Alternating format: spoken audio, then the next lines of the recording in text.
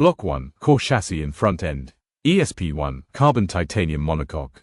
The central structural cell designed for maximum torsional rigidity and occupant safety using advanced composite materials.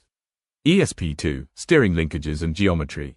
The mechanical assembly responsible for directional control, including the steering rack and high-precision tie rods. ESP3, front structural hardpoints. Reinforced mounting locations on the front chassis that support the suspension and auxiliary subframes. Block 2, powertrain and induction. ESP4, V12 engine block, AMG architecture, the high-performance 60-degree bit-turbo power unit, serving as the mechanical heart of the hypercar.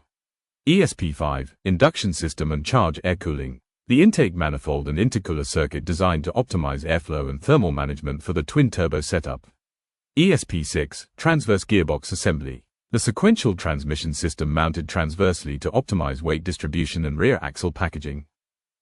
Block 3, dynamics and rear architecture. ESP7, rear suspension pickup points. The structural nodes where the rear wishbones interface with the chassis to manage mechanical grip and load transfer.